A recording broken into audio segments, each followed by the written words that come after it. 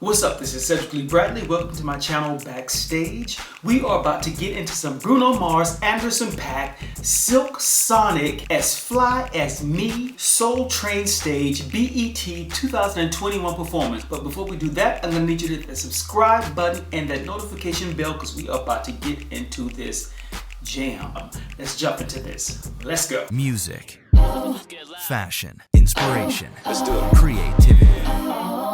Elevating your dreams to a lifestyle and beyond just an activity. Welcome back to my channel. This is Cedric Bradley with Backstage. We are about to get into this really smoking track, Fly As Me.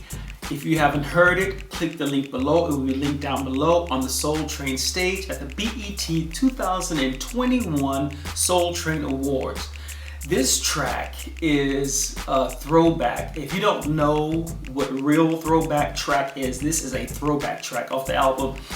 I've listened to the entire album and it's pretty much consistent as far as the through line of the tracks on the album, but this one really stood out to me. It kind of sort of surprised me and became my favorite track on that album, only because it just reminds me so much of my youth, you know, in the early mid-70s, I actually say that time period when Earth, Wind & Fire was huge, Parliament, Funkadelic was huge, Daz Band, all those bands that were typically this actual sound that you're hearing right now. So if you don't know this part of that soul era, going into that whole extreme funky sound that Bruno Mars and Silk Sonic and Anderson.Paak have revamped or recreated for the public to hear at this point. I think the younger generations, if you're under 30, you are in for a big surprise if you go back and check out that music from that era. If you haven't already checked out the music from that era, it was quite an amazing time as far as music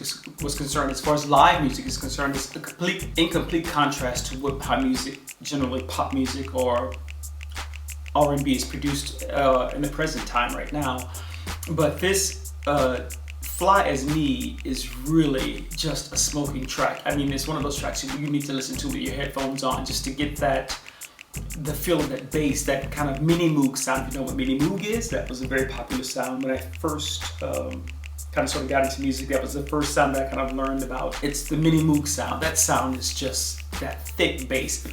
Actually, I think it's probably live played, but it is very connected to that sound, that very thick kind of electronic, not electronic, but kind of the Moog was kind of like a keyboard, and it had the very it was very popular as far as making keyboards and bass sounds in that era. But I'm sure that was just a live funky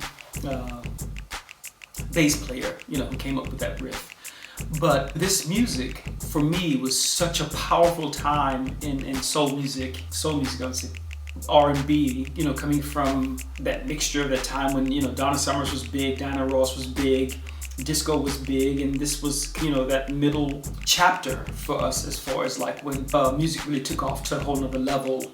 And, you know, it kind of left us in the 90s, it just switched in another whole other direction. I mean, that was the 70s. 80s was something completely different, and the 90s was a whole nother different story as far as R&B is concerned. And those were, you know, at that time in the 70s, mid-70s, you know, artists were not, you know, they were up in age, middle-aged men performing some amazing music. Age was not the factor where you decided if it was good or not, or do I follow this artist or not. I mean, every artist, regardless of pop, R&B, soul, country music, it was just everyone really developed their own sounds. It wasn't like one particular thing that everyone was following in that time period. But that was an amazing time in music. I still remember how it just kind of sort of panned over the whole spectrum of like cultures and groups and types of people who were affected by music. But going back to this, I'm going to distract myself from critiquing the song. But this song, it's so enticing and so it just grips you with that bass. It just reminds me so much from the horns. Let's talk about the horns. It reminds me a lot of Norman Whitfield. If you don't know what Norman Whitfield is, huge. Black composer and musician. Did Car Wash, if you know the song Car Wash. Excuse me. Rolls Royce. If you don't know Norman Whitfield, then listen to Rolls Royce. He produced all of that and many other hits to go with that. This really, from a bass perspective, reminds me a lot of Das Band. If you listen to Das Band Brick, that whole sound. But this performance for me was just, they figured out from a promotion perspective how to really put them in an environment that would really capture the essence of what they were trying to portray. And that is exactly a throwback of going then taking them back, or taking the audience with them to that era of music when it was so thick. As far as live music is concerned, you see that everything is staged, going back towards the time of the Temptations, Das Band, Funkadelics, Parliament. Those stage performances were there were no dancers, there were backup singers or whatever, but generally just the band in itself and the lead singers. That was the whole movement, and that was staged as one piece generally, because that was just the whole stage show is what you saw. But yeah, this song is my absolute jam. When I saw this performance, of course, you hear, I'm sure that they tracked this song because the horns are so huge, and you don't get that on live television. You can always tell when something is pretty much clicked, and it's a live performance. You can hear, that it's live. Of course it's live, but just to make sure you don't lose the depth and the thickness of the song in that room, I think they kept it partially tracked and partially live. Because those horns are blazing, and you have a saxophone player, you have the trumpet player, you have the bass player, you have the keyboard player. But you have the whole band. But with that, you hear, vocally, I have to point out, most specifically, the vocals of this track really reminds me of a song that's taken from Car Wash the movie, which is Put Your Money Where Your Mouth Is. That whole album, if you vocally listen to the vocal arrangement, exactly this structure, the sound of it, that you will get the absolute effect of where they were going, the inspiration behind it, and the era in general. My favorite part is the fact that it takes place on the Soul Train stage. I grew up with Soul Train in the heyday of Soul Train. These cats you can tell they would just rehearse, and they know their vocals, they know their raps.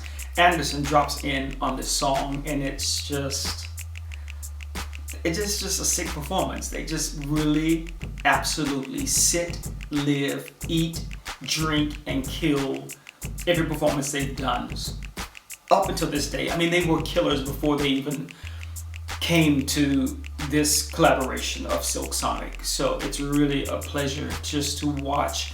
Every live performance they do is on point. No, they're not taking any prisoners. Love them or hate them, your style of music, not your style of music, they just come with the A game, and I love that about this song. So I just had to touch and bring you that information, how I felt about this track, because it is just sick.